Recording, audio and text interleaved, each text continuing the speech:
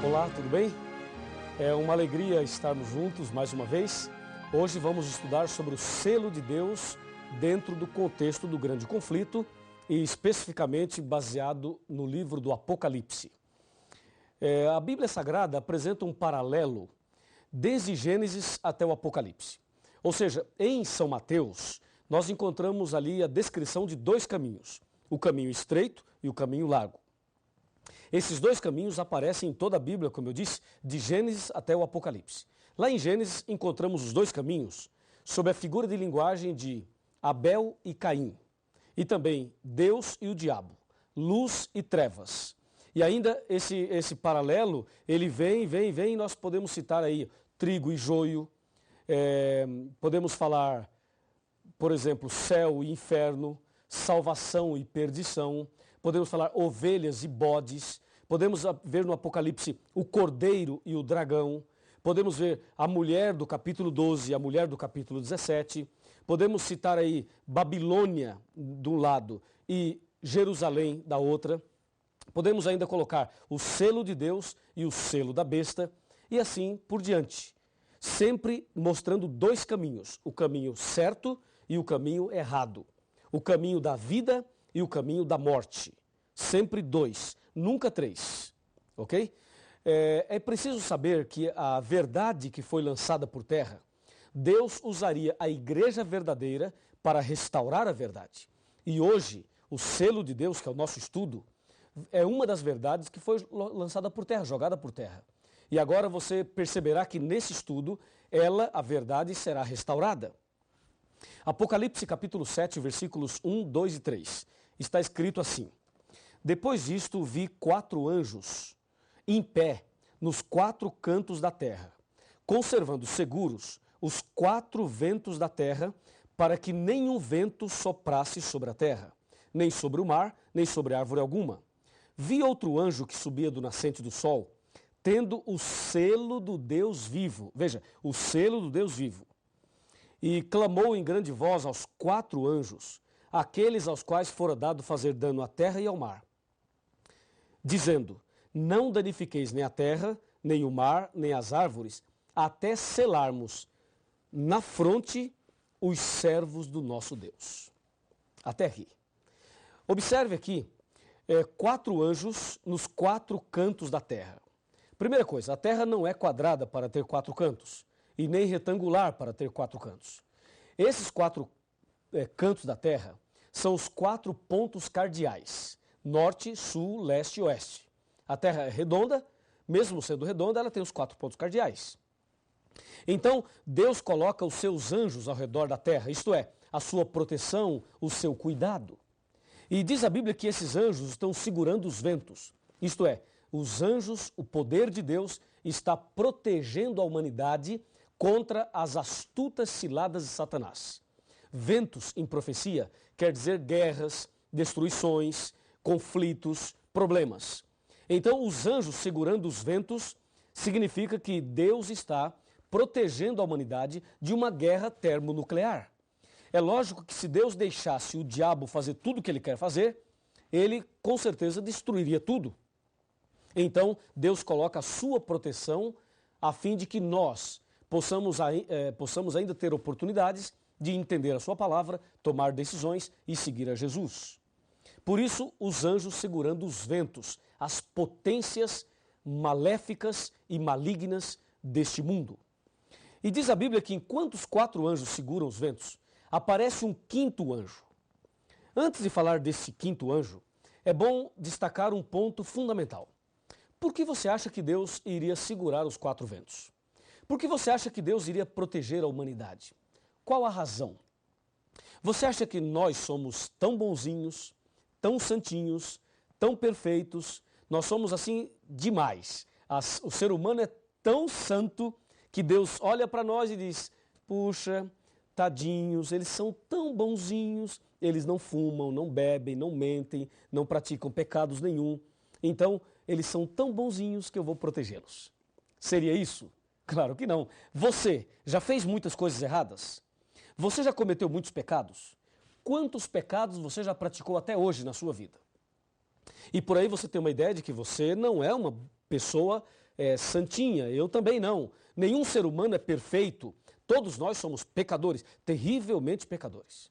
Então, se eu sou pecador, se você é pecador, se nós somos maus, pergunto, por que Deus iria proteger a humanidade? Por que Deus protegeu você até hoje? Por que você está vivo ainda? Olha, eu já capotei o meu carro e já caí dentro do rio. Eu, a minha esposa e a nossa filha. Na época tínhamos uma filha, hoje temos 2 filhas. Então eu pergunto, por que Deus me protegeu? Caímos no rio com os 4 pneus do carro para cima e o capu e todos nós de cabeça para baixo. E por que eu não morri? Por que eu estou aqui? Porque Deus tem um propósito para mim. Você também já passou pelo vale da sombra da morte, não já passou? Talvez um acidente, uma cirurgia, uma enfermidade, algum outro tipo de problema que quase você foi e não foi. E você está aí.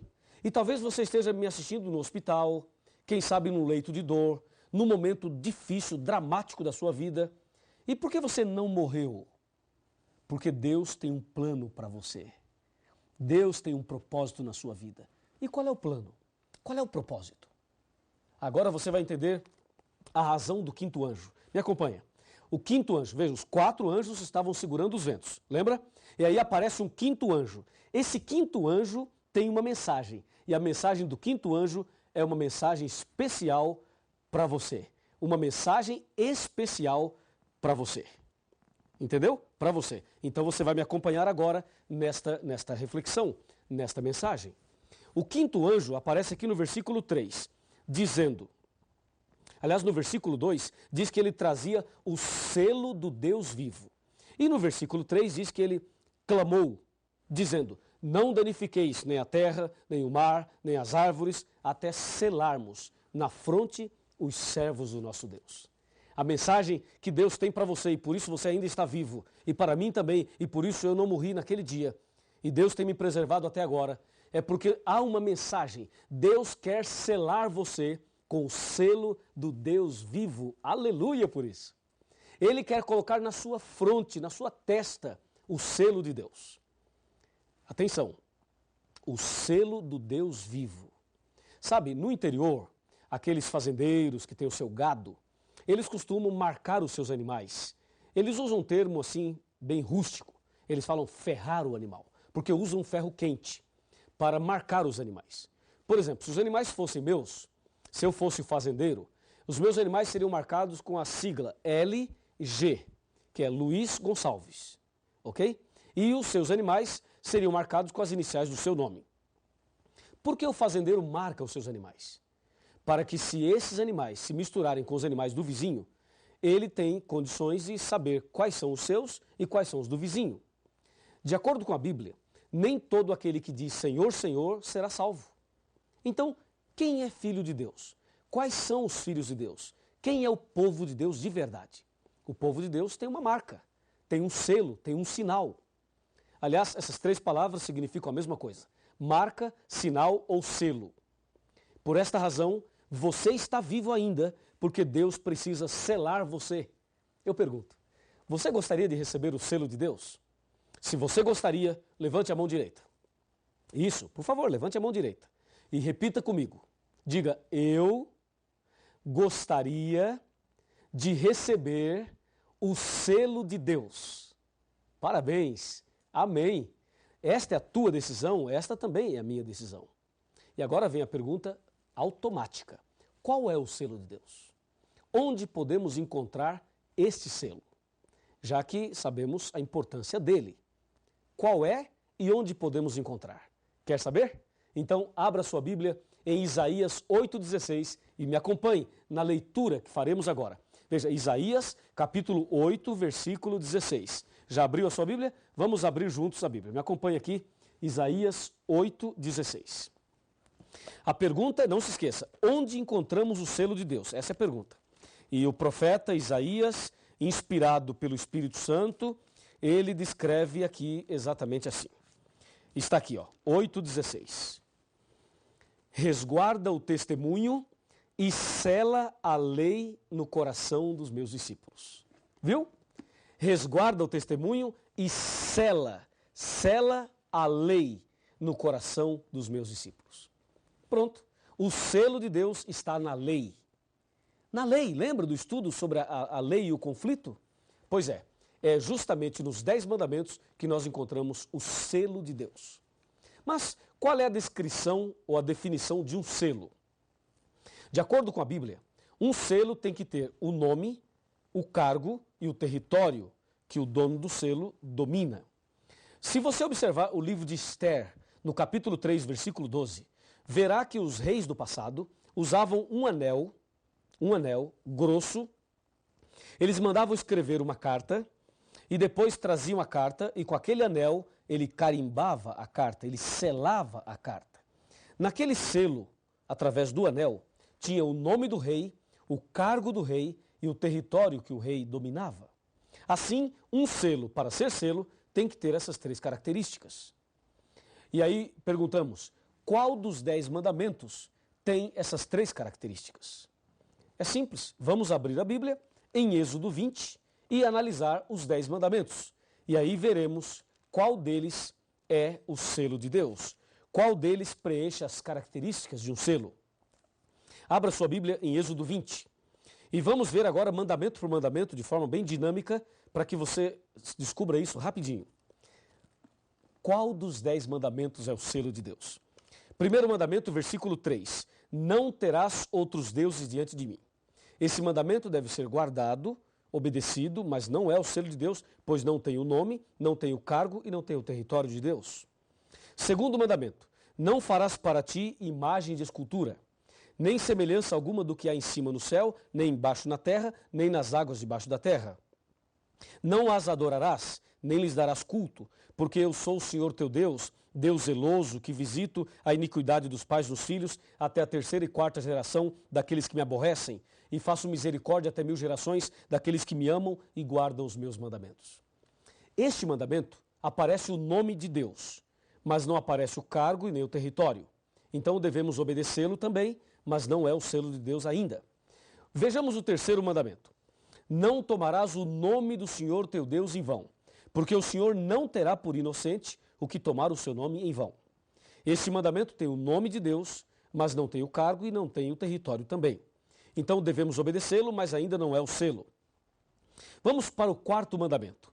Lembra-te do dia de sábado... Não, vamos parar. Não vou ler esse mandamento. Eu vou pular esse mandamento, está bem?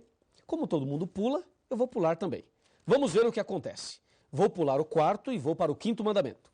O 5º mandamento diz no verso 12: honra teu pai e tua mãe, para que se prolonguem os teus dias na terra que o Senhor teu Deus te dá. Veja, este 5º mandamento traz o nome de Deus, mas não traz o cargo e nem o território. Então, este 5º mandamento deve ser obedecido, mas ainda não é o selo de Deus. Vamos para o 6º mandamento. Não matarás. Também não é o selo de Deus. 7º, não adulterarás. Também não preenche nenhuma das características. 8º mandamento, não furtarás. Também não tem nenhuma das características. 9º mandamento, não dirás falso testemunho contra o teu próximo. Também devemos obedecê-lo, mas não é o selo de Deus. Último mandamento, não cobiçarás a casa do teu próximo, nem o seu servo, nem sua serva, nem o seu boi, nem o seu jumento, nem coisa alguma do próximo, nem o homem, nem a mulher, nem coisa alguma do próximo. Este mandamento também deve ser obedecido, mas não é o selo de Deus ainda. Agora eu pergunto, quantos mandamentos nós lemos? Nós lemos 9 mandamentos, 9. Eu li os 9 que todo mundo aceita.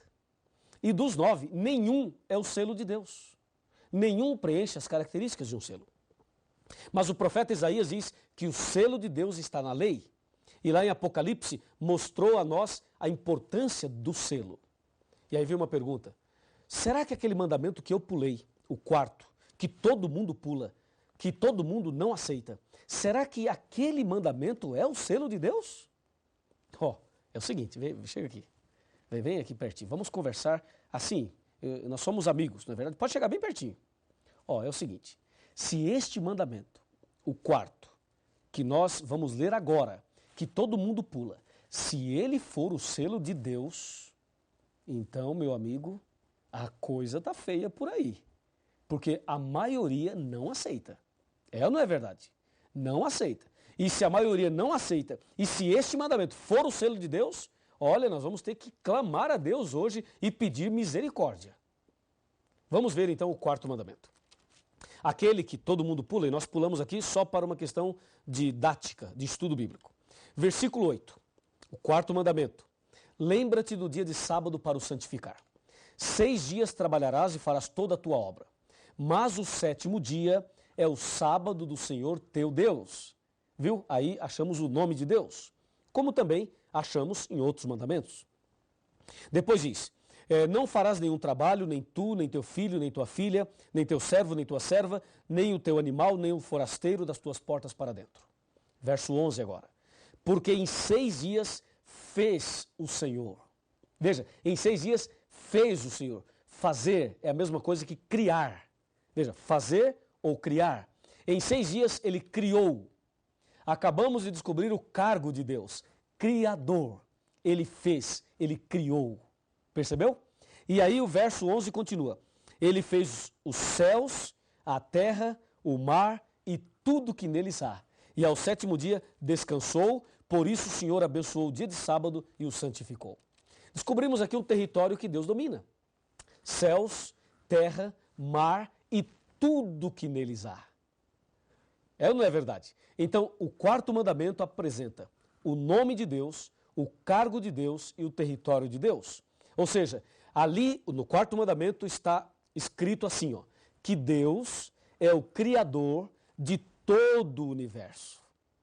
Assim, o quarto mandamento é o único mandamento dos 10 que apresenta Deus como Criador. Se você tirar este mandamento, não dá para provar dentro da lei que Deus é o Criador. E se você não consegue provar que Deus é o Criador, eu pergunto, o homem veio da onde? Do macaco? Percebe? Se tirar este mandamento, tudo cai por terra. E justamente o único mandamento que mostra Deus como Criador é o mandamento que as pessoas não aceitam. Por que será? Porque as pessoas não aceitam justo aquele mandamento que exalta Deus como Criador. Portanto, está claro que este mandamento é o selo de Deus, é a marca de Deus, é o sinal de Deus. O sábado é o selo de Deus. Quer ser selado? Quer receber o selo na fronte? Então comece a guardar o sábado agora mesmo. E agora vamos para a parte final, para você refletir comigo, me acompanha. O que temos que entender agora é a prova dos 9. Se o sábado é o selo de Deus, se este mandamento é realmente a marca de Deus, a Bíblia precisa provar isto em outros textos. É o que nós vamos ver agora. Vamos lá? Abra sua Bíblia e vamos analisar Ezequiel, livro do profeta Ezequiel, capítulo 20, versículo 20. Aqui vem a prova dos 9, ok? Ezequiel, está bem aqui, capítulo 20, versículo 20. E está depois de Jeremias, aí nós temos aqui Ezequiel. Pronto, capítulo 20, versículo 20. Está escrito, santificai os meus sábados, pois servirão de sinal entre mim e vós. Sinal entre mim e vós, para que saibais que eu sou o Senhor vosso Deus. No versículo 12 do mesmo capítulo, fala a mesma coisa. Em Êxodo 31, versículo 13, fala a mesma coisa. O sábado é um sinal e devemos guardá-lo de um pôr do sol ao outro pôr do sol. Ou seja, do pôr do sol da sexta-feira até o pôr do sol do sábado. Durante a semana, durante 6 dias, você trabalha, você faz as suas atividades de casa e fora de casa. Mas o 7º dia é o santo sábado do Senhor. É o selo de Deus. E é importante que você seja marcado, a fim de que você seja identificado como filho ou como filha de Deus. Sabe, Adão e Eva guardavam o sábado. Deus guardava o sábado. Os profetas todos guardaram o sábado. Jesus Cristo também guardou o sábado. A Virgem Maria também guardava o sábado. Lucas capítulo 23, de 54 a 56. Os apóstolos guardavam o sábado. O apóstolo Paulo, que se converteu depois de Cristo, também guardava o sábado. Atos 17, Atos 18, Atos 13. Todos guardavam o sábado. E na nova terra, nós também vamos guardar o sábado. Isaías 66, 22 e 23. Ali diz que nós vamos guardar o sábado também. Todos guardaram o sábado. Todos os filhos de Deus sempre guardaram o sábado. Eu pergunto, chega mais perto. Todos guardaram o sábado. Eu pergunto, e você? E você? guarda que dia? Quer guardar que dia? Quer receber o selo de Deus? Quer ser selado hoje com o selo de Deus? Quer ser um servo, uma serva de Deus? Então receba as bênçãos do sábado. Comece a guardar o sábado e Deus dará a você ricas e poderosas bênçãos. Vamos orar? Oremos. Querido Pai Celestial, obrigado pelo estudo de hoje, pela decisão tomada de guardar o sábado e receber o selo de Deus. Nas tuas mãos eu entrego esta pessoa que acompanha o estudo bíblico hoje. Em nome do Senhor Jesus. Amém. Cristo hoje está chamando, quer lhe dar muito amor.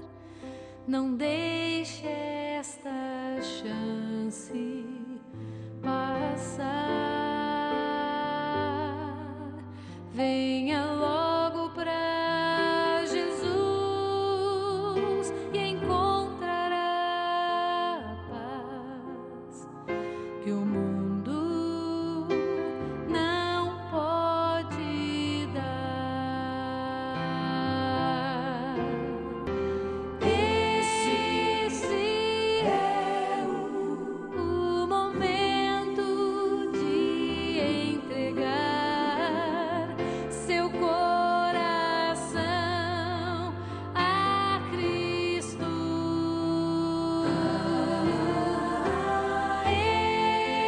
Ele hoje está chamando, quer lhe fazer feliz. Basta só